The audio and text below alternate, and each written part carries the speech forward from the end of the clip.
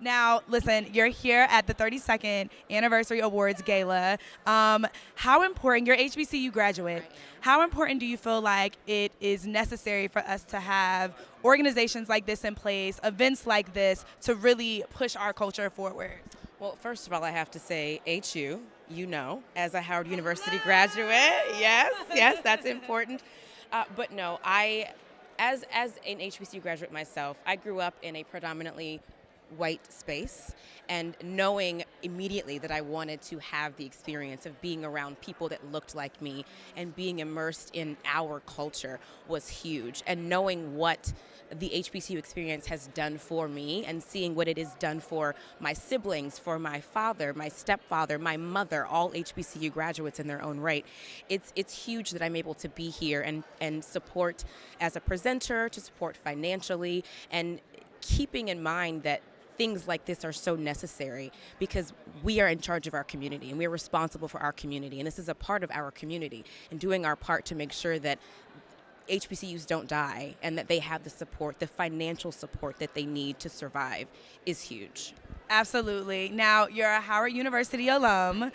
I am as well. Yeah. What was your favorite part about being at Howard during your years there?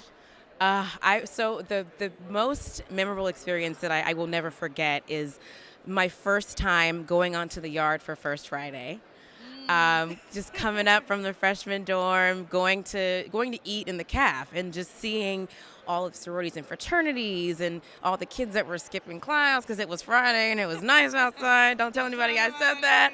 It's an experience like no other. It's that community that you don't get anywhere else. And I'll never forget one thing my dad told me when I wanted to attend an HBCU. He said, "I support you going, but it's not an accurate depiction of the real world." I didn't know what that meant until I left, but that community, it exists nowhere else. And I miss it every day, but I'm grateful for it every day because of it. I wouldn't be who I am. I wouldn't be this amazing, crazy mess of an educated diva without my HBCU. So I'm forever grateful. Yes, and we see that clear as day on the show on Real Housewives of Potomac.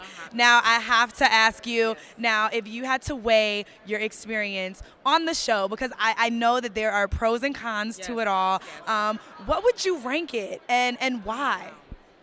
Well, just for the sheer blessing that it is, it's a 10. It's a 10 out of 10 for me because I remember watching the show for the first time and saying, why am I not on this show? And I prayed about it. I prayed and said, Lord, if this is an experience and an opportunity that I should have, present it to me.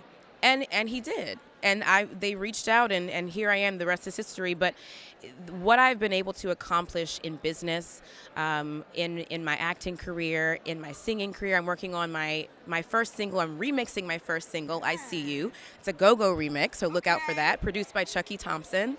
That's so exciting.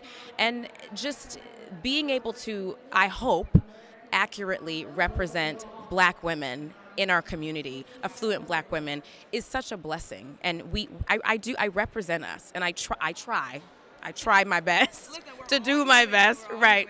But it's an honor. It's an honor. And Bravo, NBC Universal, it's a huge network.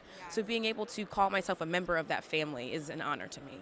Thank you so much, Candiace. I appreciate it. Have a great time tonight.